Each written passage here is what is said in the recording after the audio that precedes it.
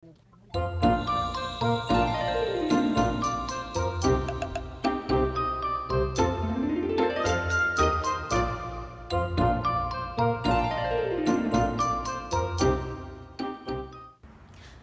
I'm Brooke from the Mountain Advocate, and today we're going to go to the library to read How the Grinch Stole Christmas.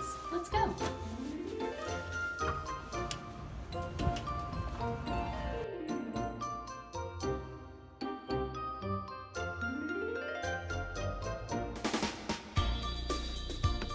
Hello, welcome to the Knox County Public Library. My name is Mary. I want to remind you that we are open Monday through Saturday and even on most snow days, so come on in and check us out. Here's your book.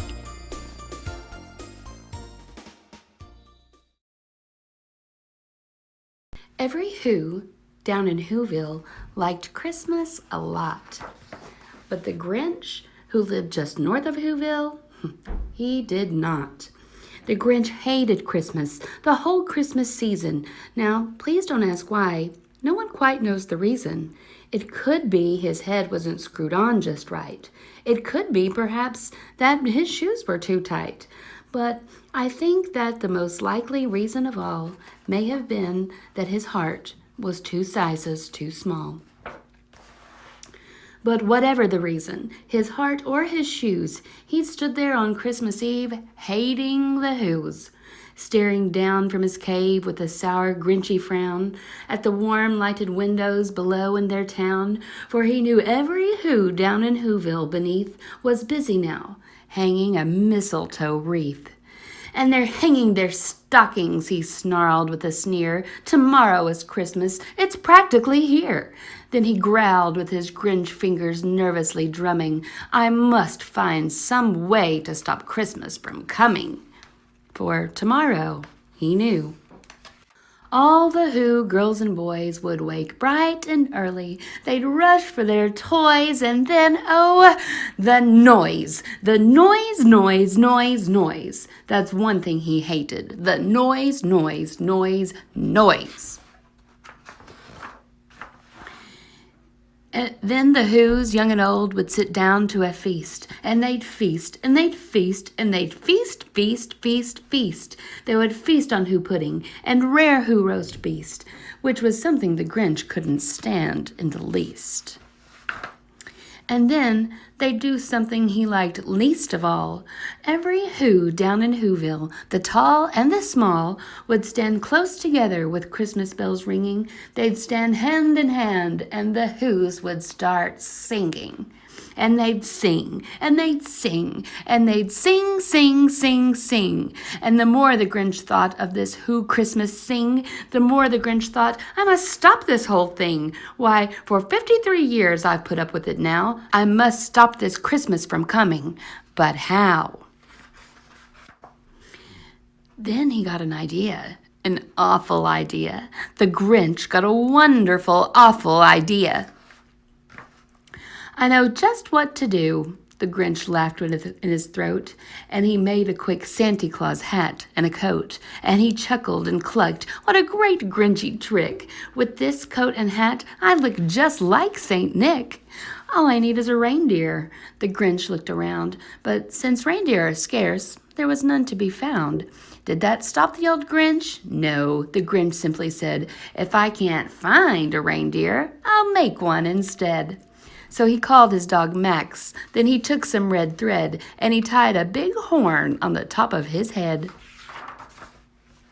Then he loaded some bags and some old empty sacks on a ramshackle sleigh, and he hitched up old Max. Then the Grinch said, giddy up, and the sleigh started down toward the homes where the Whos lay a snooze in their town. All their windows were dark. Quiet snow filled the air. All the Whos were all dreaming sweet dreams without care. When he came to the first little house on the square, this is stop number 1, the old Grinchy Claus hissed, as he climbed to the roof, empty bags in his fist.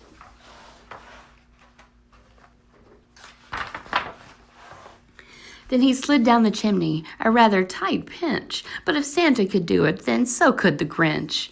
He got stuck only once, for a moment or two, then he stuck his head out of the fireplace flue, where the little Who stockings all hung in a row.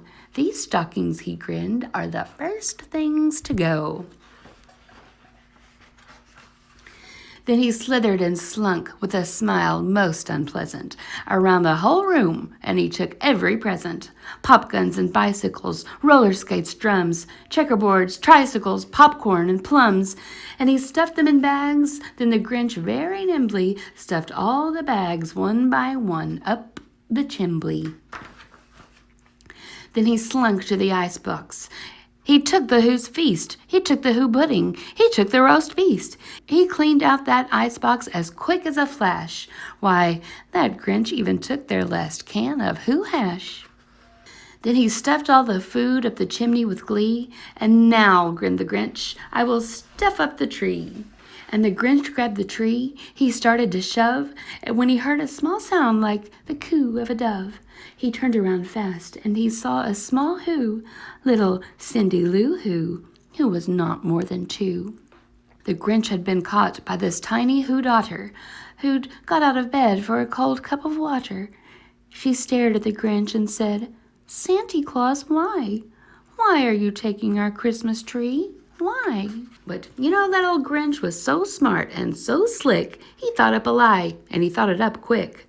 "Why, my sweet little tot," the fake Santa Claus lied, "there's a light on this tree that won't light on one side, so I'm taking it home to my workshop, my dear. I'll fix it up there, then I'll bring it back here."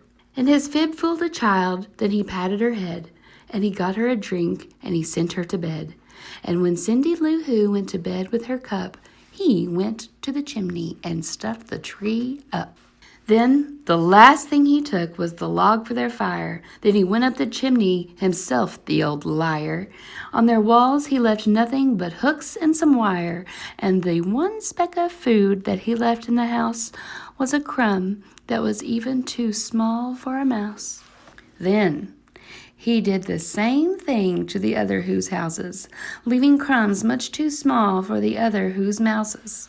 It was 1:15, all the Who's still abed, all the Who's still a snooze when he packed up his sled, packed it up with their presents, the ribbons, the wrappings, the tags and the tinsel, the trimmings, the trappings. 3,000 feet up the side of Mount Crumpet, he rode with his load to the tip-top to dump it. Pooh-pooh to the Who's, he was grinchishly. Pooh-pooh to the Who's, he was grinchishly humming. They're finding out now that no Christmas is coming. They're just waking up. I know just what they'll do. Their mouths will hang open a minute or two. Then the Who's down in Whoville will all cry, "Boo-hoo!" "That's a noise," grinned the Grinch, "that I simply must hear." So he paused, and the Grinch put his hand to his ear. And he did hear a sound rising over the snow. It started in low. Then it started to grow. But the sound wasn't sad. Why, this sound sounded merry. It couldn't be so, but it was merry, very. He stared down at Whoville. The Grinch popped his eyes. Then he shook. What he saw was a shocking surprise. Every Who down in Whoville, the tall and the small, was singing without any presents at all. He hadn't stopped Christmas from coming. It came. Somehow or other, it came just the same. And the Grinch, with his Grinch feet ice cold in the snow, stood puzzling and puzzling. How could it be so? It came without ribbons. It came without tags. It came without packages, boxes, or bags. And he puzzled 3 hours till his puzzler was sore. Then the Grinch thought of something he hadn't thought before. Maybe Christmas, he thought, doesn't come from a store. Maybe Christmas, perhaps, means a little bit more. And what happened then?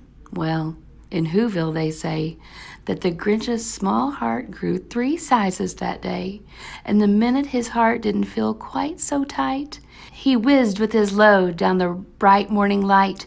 He brought back the toys, and he brought food for the feast, and he himself, the Grinch, carved the roast beast.